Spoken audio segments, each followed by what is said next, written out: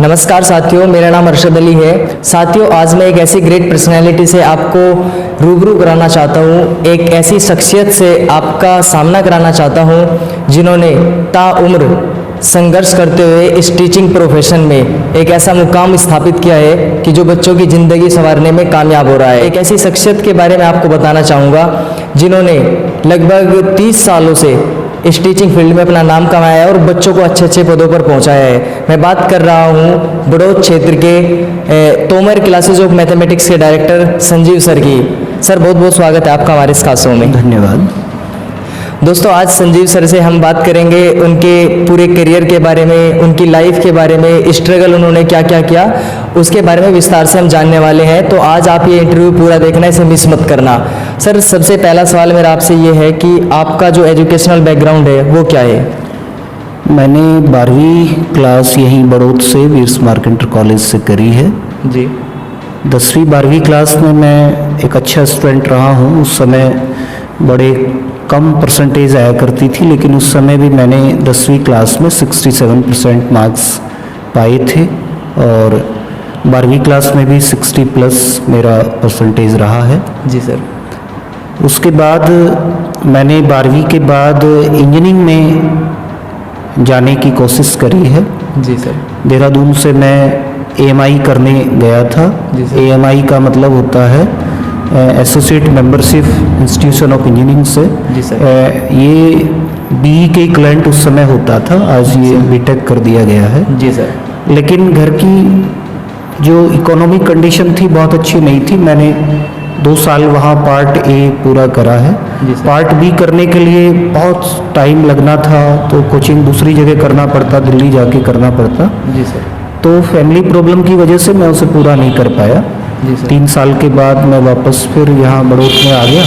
तो यहाँ आने के बाद मैंने फिर ग्रेजुएशन करा है। जी सर। और उसके बाद फिर मैंने PG करा है मैथमेटिक्स से। तो मैंने प्राइवेट करा है PG। जी सर। और उसके बाद मैंने 2006 में B.Ed किया है। जी sir. Institute of professional studies Ghaziabad से। ये मेरी एजुकेशन क्वालिफिकेशन है। दोस्तों, सर ने बताया कि उन्होंने कि मैथमेटिक्स जैसे सब्जेक्ट में पोस्ट ग्रेजुएशन किया है और B.Ed भी की हुई है। तो सर से अगला सवाल हम जानना चाहेंगे, अगला सवाल करना चाहेंगे कि सर इस टीचिंग प्रोफेशन में आना कैसे हुआ? क्या वो वाक़या था, क्या वो कंडीशन थी, क्या वो मोमेंट था? उस मोमेंट के बारे में सर थोड़ा बताइए और हमें ये भी बताइए कि वो टाइम कब का है, लगभग कितने साल पहले आपने मन बनाया होगा टीचिंग में आने का? मैं शुरुआत में तो टीचिंग में अगर मैं बात करूं तो एक तरह से देखें कि फाइनेंशियल कंडीशन अच्छी ना होने के कारण ही मैंने शुरुआत में बच्चों को ट्यूशन पढ़ाना शुरू किया गांव में। जी सर। शुरुआत में 10वीं क्लास के, 9वीं क्लास के, 11वीं क्लास के बच्चे गांव में ही मैं ट्यूशन पढ़ाता था। उसके बाद में मैंने 96 में 96 में मैंने यहाँ बड़ौद में एक स्कूल था, ज्ञान शिखा स्कूल, तो मैंने वहाँ से शुरुआत पढ़ाने की करी थी। जी सर। मैं वहाँ फिजिक्स के टीचर के रूप में वहाँ गया था। जी सर। मैथमेटिक्स मेरी एजुकेशन मैथमेटिक्स की थी, लेकिन वहाँ मैथमेटिक्स के टीचर थे। फिजिक्स वहाँ पढ़ाने का मुझे मौका मिला, तो मैंने शुरुआत में 4 साल वहाँ पढ़ाया है। 2 साल के बाद मेरा विषय वहाँ बदला गया, मैथमेटिक्स मुझे दिया गया। तो वहाँ का मैं मानता हूँ कि एक तरह से शुरुआत में टीचिंग में ज़्यादा कोई इंटरेस्ट नहीं था। जी सर। लेकिन वहाँ रह के जो मैंने पाया, मुझे लगा, जी सर, मुझे ये महसूस हुआ कि मैं एक अच्छा टीचर हो सकता हूँ। वहाँ बच्चों का जो प्यार मुझे मिला, जो रिस्पॉन्स मुझे मिला, मैंने बहुत मेहनत वहाँ करी, तो बच्चों ने मुझे बड़ा उत्साहवर्धन मेरा इस बात से हुआ कि बच्चों ने बहुत रिस्पॉन्स मुझे दिया। एक बार का वाक़या वहाँ का है कि वहाँ से स्कूल में वहाँ जहाँ बेस्ट टीचर का अवार्ड भी वहाँ स्कूल में दिया जाता था, तो मैं बिल्कुल नया ही था। काफ़ी पुराने टीचर वहाँ पे थे, तो बेस्ट टीचर का जो अवार्ड वो स्कूल देता था, तो बच्चों से वोटिंग कराता था, बच्चों के वोट डलवा के उनसे वोटिंग करा के वो देता था। तो 2-3 साल जब मैं वहाँ पढ़ा रहा था, तो उस समय मुझे वहाँ बेस्ट टीचर का अवार्ड मिला। मुझे लगा कि मैं एक अच्छा अध्यापक बन सकता हूँ, तो उससे मैं प्रेरित होकर फिर पूरी तरह से मन के साथ इसमें प्रोफेशन में जुड़ा। जी, बड़ा अच्छा जवाब दिया सर ने। सर ने बताया कि टीचिंग में इंटरेस्ट नहीं था, लेकिन जो माहौल मिला उस माहौल को देखते हुए सर आगे बढ़े और वहाँ से एक मोटिवेशन मिला, एक प्रेरणा मिली, और जिससे इस टीचिंग के पैशन को प्रोफेशन में भी चेंज किया। सर, आपने बताया कि आपने 9th-10th क्लास से शुरुआत की एक स्कूल से। आपका बैकग्राउंड तो मैथमेटिक्स सब्जेक्ट से था, लेकिन आपने फिजिक्स के टीचर के रूप में शुरुआत की, और सर आज आप BSc, MSc, MA mathematics subject के स्टूडेंट को पढ़ाते हैं। तो हम जानना चाहेंगे कि आप बीएससी, एमएससी को कब से पढ़ा रहे हैं, और सर इसके बाद आप अपने स्टूडेंट के बारे में भी कुछ बताइए हमें। आपके स्टूडेंट आज कामयाबी की बुलंदियों पर है, आईएएस, आईपीएस भी बन चुके हैं, और बीटेक, एमटेक कॉलेज में सिलेक्शन हो चुका है, अच्छे पदों पे भी जाते हैं। तो सर इसके बारे में हमें विस्तार से बताइए। वहाँ जब मैं 96 से लेकर 2000 तक ज्ञान शिखा स्कूल में पढ़ाता था, तो वो बड़ौद का एकमात्र स्कूल उस समय प्राइवेट था, सबसे पहला स्कूल था, यूपी बोर्ड से वहाँ क्लासेज होती थी। वहाँ का स्टूडेंट बहुत बढ़िया था, सबसे बेहतर स्टूडेंट वहाँ पे था। तो उनके बीच जब मैंने ये काम किया तो वहाँ मैंने कई अलग अलग तरह के काम करे। एक्सपेरिमेंटल दिमाग मेरा पहले से ही था इस फील्ड में। तो मैंने वहाँ पहले ये तय करा कि बच्चा यूपी बोर्ड की मेरिट में आना चाहिए। तो उसके लिए मैंने विशेष प्रयास शुरू करा। वहाँ के मैनेजमेंट से बात करके मैं एक्स्ट्रा क्लास लेने लगा, कुछ अच्छे बच्चों को क्लास से सेलेक्ट करा कि ये बच्चे उस मुकाम तक पहुँच सकते हैं। तो 2 साल के बाद मैं इसमें कामयाब रहा, और एक बच्चा उस समय यूपी बोर्ड की मेरिट में आया, विकास जैन नाम से बच्चा था, यूपी बोर्ड की मेरिट में आया। उसके अगले साल फिर एक बच्चा यूपी बोर्ड की मेरिट में आया। उसी स्कूल में एक बच्चा आईआईटी में निकला, शैलेंद्र चौधरी, उसी स्कूल से था। 12वीं क्लास के बाद आईआईटी रुड़की से उसने बीटेक करा। मैंने सबसे पहले वहीं उस स्कूल में एनटीएससी के लिए वहाँ प्रेरित करा, जो एग्जामिनेशन होता है। 10वीं क्लास में बच्चा जब पढ़ता है तो वहाँ उस एग्ज़ाम को देता है। तो उस वहाँ पे ये शुरू करा, तो उन बच्चों को एग्ज़ाम दिया। तो वहाँ से भी एक बच्चा, विनीत जैन के नाम से एक बच्चा था, तो वो इसमें निकला, इस एग्ज़ाम को पास करा, और ऑल ओवर इंडिया वहाँ 100 से नीचे रह के उसने रैंक पाया। तो उसके बाद फिर मैंने 2000 के बाद मैंने स्कूल को वहाँ से छोड़ दिया, और उसके बाद मैं अपने निजी कोचिंग सेंटर मैंने शुरू किया। तो वहाँ मैंने पढ़ाना शुरू किया, और 2000 में ही मैंने बीएससी क्लास को स्टार्ट किया।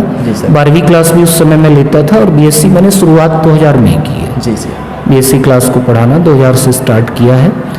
जहाँ तक बच्चों की बात है, तो पिछले 20 सालों में मुझे लगता है कि बहुत अच्छा स्टूडेंट मुझे मिला है। जी सर। मुझे ये बड़ा गर्व है इस बात पे कि मुझे एक अच्छा स्टूडेंट मिला। मैं ये मानता हूँ कि एक सफल टीचर होने के लिए एक अच्छा स्टूडेंट होना भी बहुत ज़रूरी है आपके पास, क्योंकि अगर आप द्रोणाचार्य की बात करते हैं तो साथ में अर्जुन जुड़ा है। जी सर। अगर आप ऋषि विरजानंद की बात करते हैं तो साथ में ऋषि दयानंद जुड़ा है। तो स्टूडेंट भी अच्छा मिलना बहुत ज़रूरी है, मेरा ये मानना है।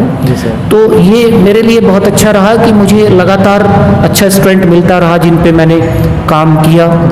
2000 के बाद मैंने आईआईटी जैम के लिए शुरुआत करी। कई साल तक लगातार मैं बच्चों से फॉर्म डलवाता रहा एमएससी मैथमेटिक्स आईआईटी से करने के लिए, लेकिन सफल नहीं हुआ कई साल तक। मैं 2009 या 10 के बाद जाके मुझे सफलता मिली। एक ही बैच से 5 बच्चे आईआईटी में निकले। तो उस समय मुझे लगा बड़ौद में वो शायद पहला बैच था इस तरह का, जो इस तरह इतनी बड़ी संख्या में किसी कंपटीशन में निकला था। तो वहाँ से शुरुआत हुई। आज ये महसूस होता है कि पूरे बड़ौद में लगभग 50 स्टूडेंट, सैकड़ों स्टूडेंट आईआईटी जैम के एग्जाम में बैठने लगे हैं। उससे पहले बैठते भी नहीं थे। तो अगर वो बैच ना निकला होता, 5-6 स्टूडेंट ना निकला होता, अगर वो प्रेरणा ना बनी होती बड़ौद जैसे क्षेत्र में, बच्चा सोचता भी नहीं था। उसके बाद बच्चे ने सोचना शुरू करा कि हाँ, हम बड़ौद जैसे क्षेत्र में रहकर भी बड़े इंस्टीट्यूट में पहुंच सकते हैं। तो ये बड़ी सफलता रही। उससे पहले भी 2005 में हमारी एक बिटिया थी प्रीति अग्रवाल, उसने मैथमेटिक्स में सीसीएच यूनिवर्सिटी का पहला गोल्ड मेडल यहाँ जीता मेरे पास।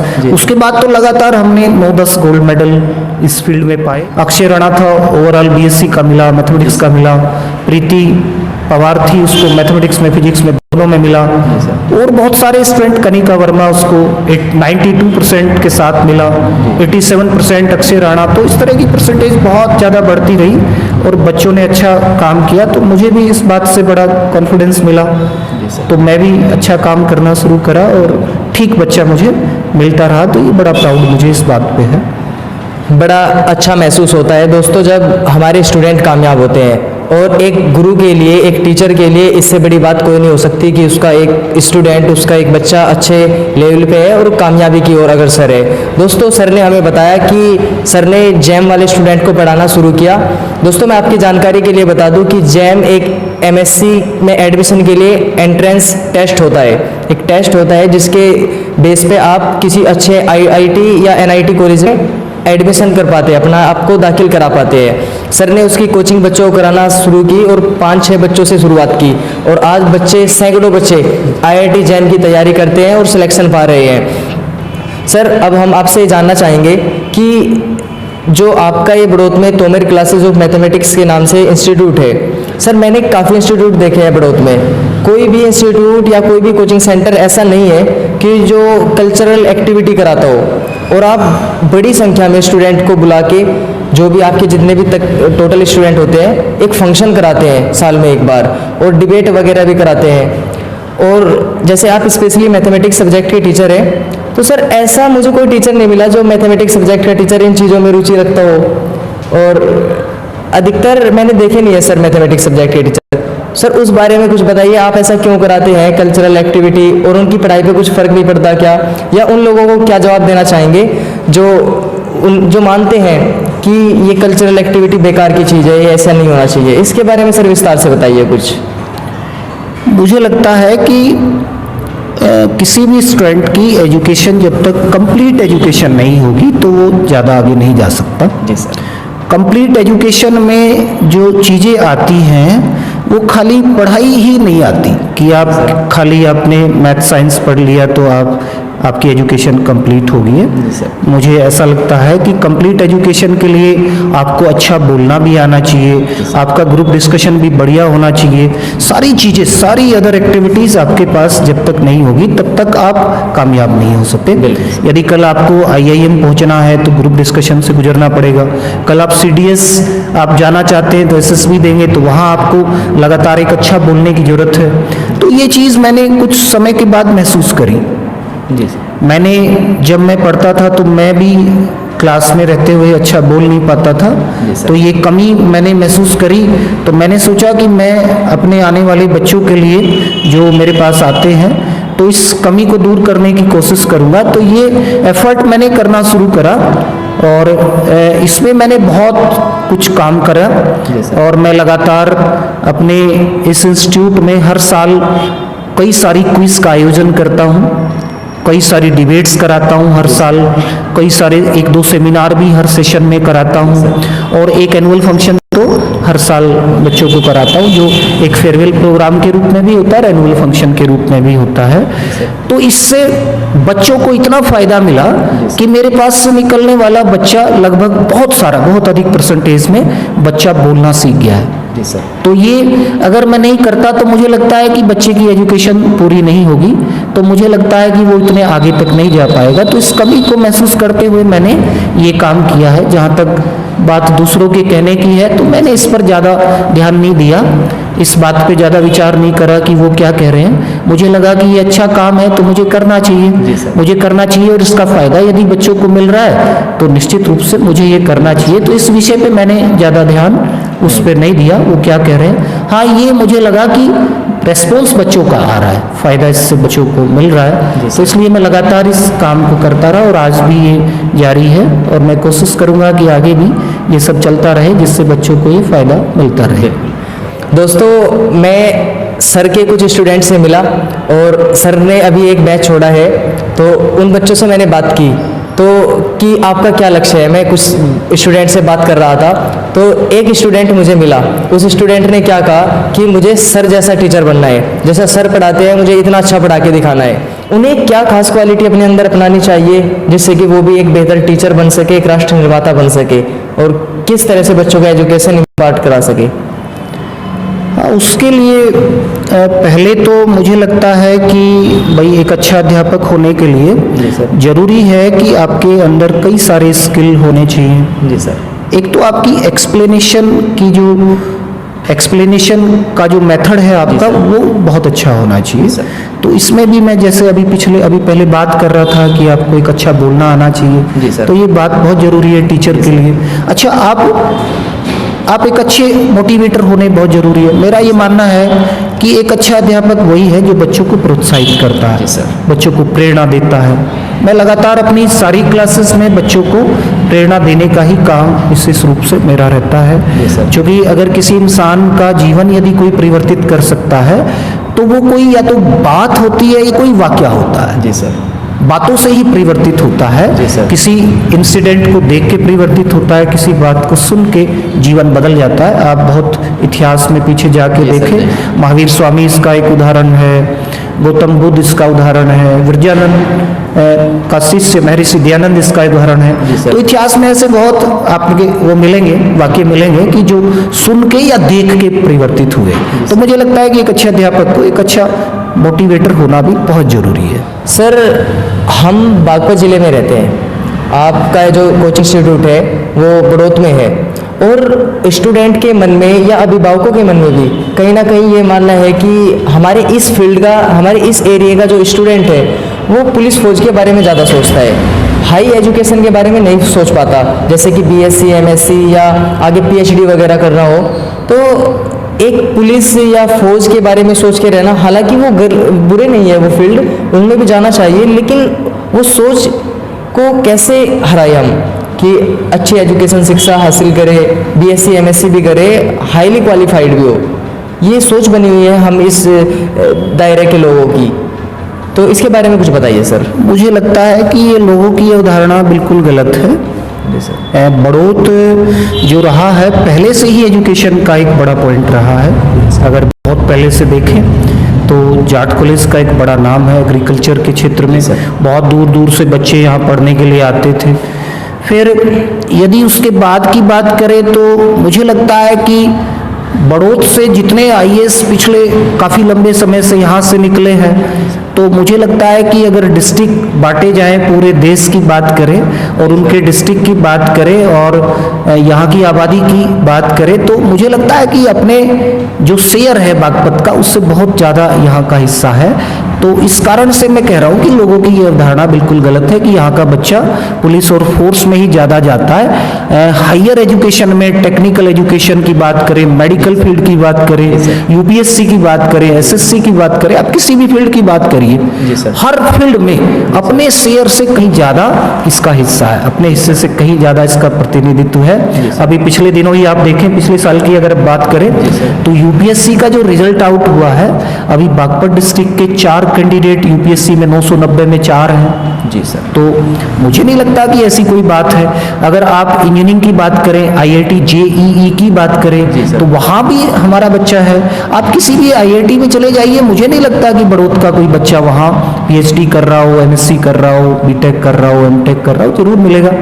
तो ऐसी अवधारणा लोगों की गलत है। यहाँ की एजुकेशन पहले से ही बहुत अच्छी है।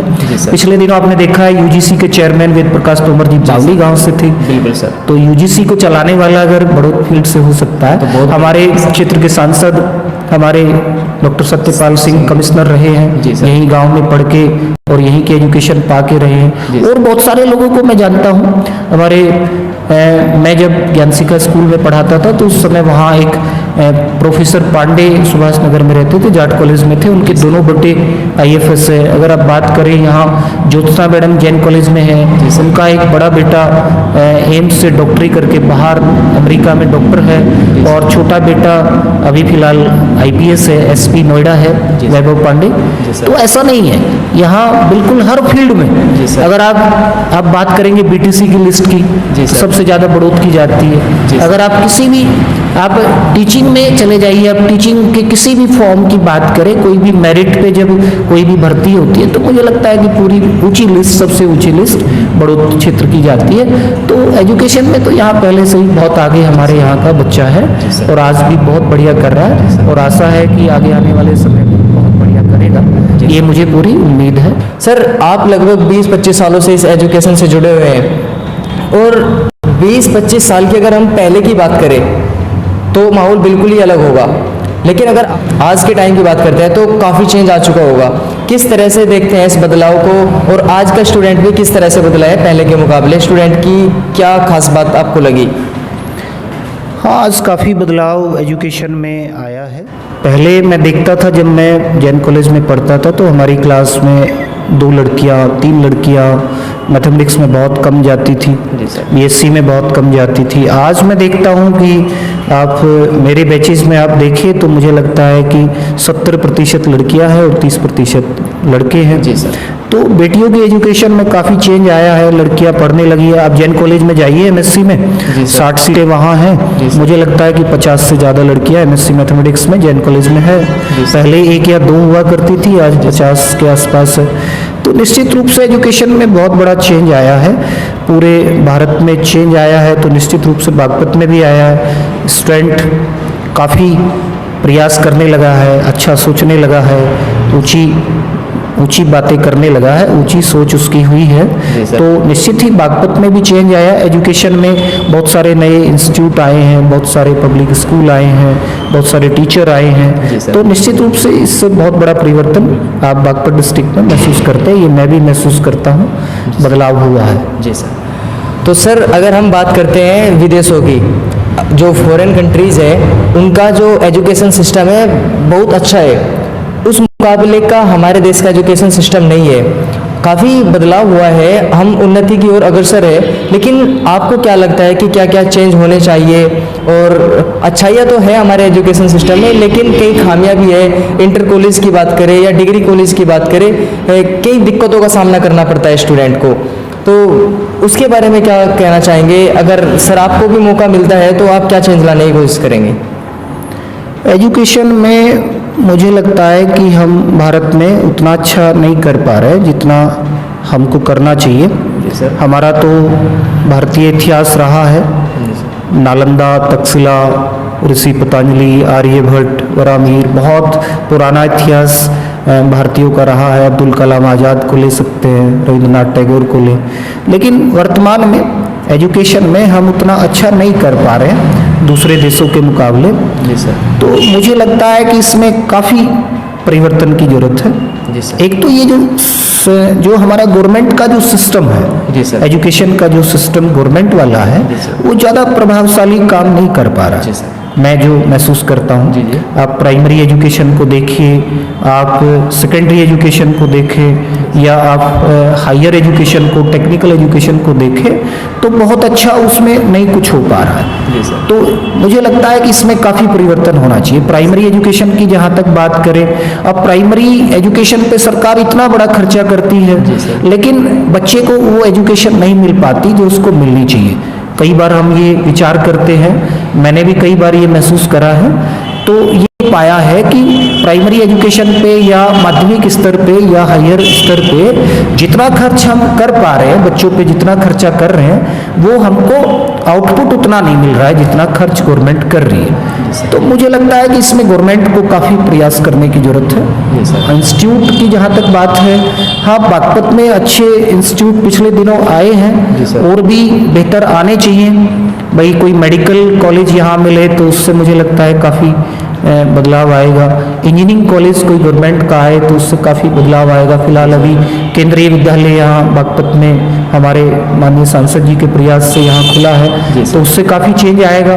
तो मैं तो अनुरोध करूँगा हमारे मानव संसाधन विकास मंत्री है उनसे भी कि बड़ौत में यूनिवर्सिटी की मांग काफ़ी पुरानी है, तो यहाँ जाट कॉलेज को यूनिवर्सिटी अगर बनाए तो इससे बागपत के एजुकेशन में काफ़ी चेंज आएगा। कोई मेडिकल कॉलेज मिले, कोई इंजीनियरिंग कॉलेज मिले, कोई और हायर एजुकेशन का कोई भी कॉलेज मिलता है तो उससे काफ़ी फ़ायदा बड़ौत को होगा। सर आपने बताया था एक जैम एंट्रेंस के बारे में जो एमएससी के लिए होता है। काफ़ी बच्चों से मैंने बात की, वो बता रहे थे कि हमें एमएससी की तैयारी करनी है, हमें एमएससी में अच्छे कॉलेज में एडमिशन लेना है, तो हम किस तरीके से तैयारी करें, हम उस उलझन में हैं। तो सर उन स्टूडेंट को क्या सलाह देना चाहेंगे जो हायर एजुकेशन अचीव करने के लिए एंट्रेंस को क्लियर करना चाहते हैं, या यूपीएससी हुआ, उन स्टूडेंट को क्या सलाह देना चाहेंगे, क्या सुझाव देना चाहेंगे जो अभी स्ट्रगल कर रहे हैं और एक कामयाब इंसान बनना चाहते हैं या देश की सेवा करना चाहते हैं? हाँ, मैं जहाँ तक आईआईटी जेम का सवाल है, तो ये जो टेस्ट आईआईटी जेम है, ये MSc IIT से करने वाले स्टूडेंट्स के लिए है या फिर NIT से करने वालों के लिए है। तो इसके लिए मुझे लगता है कि उन बच्चों को प्रयास करना चाहिए जिनका पर्टिकुलर सब्जेक्ट पे अच्छा कमांड है। अगर आपका मैथमेटिक्स बढ़िया है या आपका फिजिक्स अच्छा है, आपका केमिस्ट्री बढ़िया है, तो आपको इस तरफ सोचना चाहिए। क्योंकि मुझे लगता है यदि आप किसी बड़े मुकाम के बारे में सोच रहे हैं, बड़े टारगेट के बारे में सोच रहे हैं, तो मेरा ये मानना है कि वो एक अच्छे इंस्टीट्यूट से होकर जरूर जाता है। जी सर। तो आपको किसी न किसी अच्छे इंस्टीट्यूट में जरूर एंट्री आपकी होनी चाहिए। आपको ग्रेजुएशन में यहाँ मौका मिला है तो मुझे लग रहा है कि आपको पीजी किसी अच्छे इंस्टीट्यूट से करनी चाहिए। उसके बाद आपका मुझे लगता है कि आपका माइंड चेंज हो जाता है। यदि आपने MSc IIT से करा है और एक MSc आपने यहाँ बड़ौत में रह के किसी कॉलेज से करा है, तो मुझे लगता है कि उसमें बहुत फर्क है। जी सर। कारण उसका ये है कि अगर MSc IIT करने वाले को अगर आप नेट में बैठाते हैं तो उसके कामयाब होने के चांसेस 99% रहते जी हैं, सर। यहाँ वाले के चांसेस 1% रहते हैं। तो मुझे लगता है बहुत चेंज आ जाता है। ऐसे ही BSc क्लास में है, 12वीं के बाद अगर आप ग्रेजुएशन सेंट स्टीफन से कर रहे हैं या हिंदू कॉलेज से कर रहे हैं या किसी अच्छे इंस्टीट्यूट से कर रहे हैं और आप यहाँ से बड़ौत से कर रहे हैं, तो इसमें काफ़ी अंतर है। एजुकेशन में काफ़ी फर्क आता है, वहाँ के माहौल में बदलाव आता है। जहाँ तक UPSC की बात है, मुझे लगता है UPSC के बारे में उस स्टूडेंट को सोचना चाहिए जिसकी दो चीज़ों में अच्छी पकड़ हो। जी सर। अगर आप UPSC के बारे में सोचते हैं तो फिर आपको देखो दूसरी तरफ भी आपको ध्यान देना पड़ेगा। एक तो आप अच्छा लिखना जानते हो और एक आप अपनी बात को अच्छा कहना जानते हो। दो स्किल यदि आपके पास है, आपके अंदर है, तो निश्चित रूप से आपको UPSC की तरफ सोच विचार करना चाहिए, क्योंकि वहाँ आपको केवल पर्टिकुलर सब्जेक्ट से काम नहीं चलेगा। विषय तो आपको लेना ही है, उस पर तो आपकी कमांड होनी चाहिए, लेकिन मुझे लगता है कि उससे आपको एक चीज़ और ऐसे राइटिंग वहाँ एक पेपर होता है, तो आपकी इस फील्ड में भी अच्छी नॉलेज होनी चाहिए। फिर आपको वहाँ इंटरव्यू से भी गुजरना है, तो इसका मतलब आपको अच्छा बोलना और अच्छा लिखना दोनों आपको आने चाहिए। तो उस स्टूडेंट को मैं सलाह दूंगा, अगर वो दोनों चीज़ें उसकी अच्छी है, वो पहले से इस दिशा में कोई सोच रहा है, बात सोच रहा है, तो उसको इस तरफ जरूर ध्यान देना चाहिए। और मैं तो इसको ध्यान में रख के ही बच्चे को रोज़ प्रिपरेशन कराता हूँ। ये मेरे सारे जो कराने वाले काम है, ये इसी बात को ध्यान में रख के कराए गए हैं, चाहे वो डिबेट्स है, चाहे वो क्विज है, चाहे वो सेमिनार है, चाहे वो फंक्शन है, इसी बात को ध्यान में रख के कराए गए। ये मैं निश्चित रूप से कहूँगा कि मेरे पास पढ़ने वाला स्टूडेंट अगर 3 साल मेरे पास रहता है तो निश्चित ही उसका कॉन्फिडेंस बहुत बढ़ जाता है, आत्मविश्वास बहुत बढ़ जाता है, क्योंकि मैं बेसिक्स पर बड़ा ध्यान देता हूँ। बेसिक्स कॉन्सेप्ट क्लियर करने पर बड़ा ध्यान देता हूँ, स्ट्रिक्टली काम करता हूँ। बच्चे को भी बिल्कुल पूरी तरह से पता है, मेरे पास आने वाले बच्चे को भी ये जानकारी रहती है कि वहाँ बड़ा स्ट्रिक्टली माहौल आपको मिलेगा, वहाँ आपको काम करना पड़ेगा, क्योंकि वो बिना काम के वहाँ आपको रहने नहीं देंगे।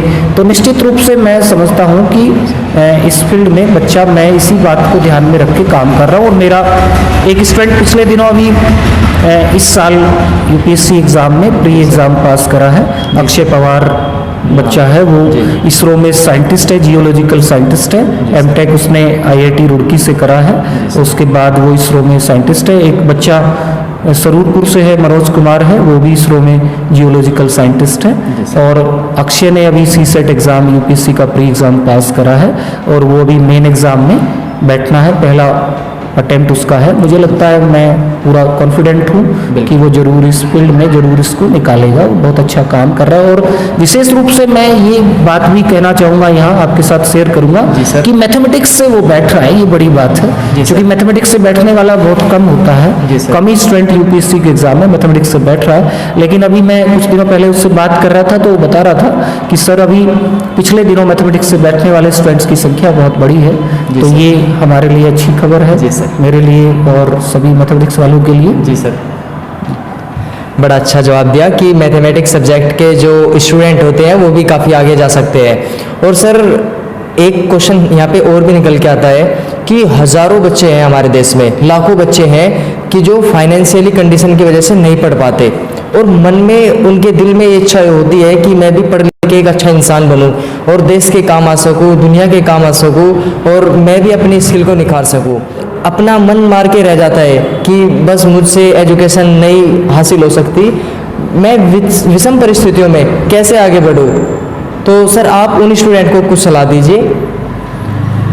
हाँ, इस की अगर बात करें तो मुझे लगता है कि बहुत सारे हमारे यहाँ भी और पूरे देश में बहुत सारे ऐसे स्टूडेंट हैं जिनकी घर की कंडीशन अच्छी ना होने के कारण एजुकेशन नहीं मिल पाती उनको।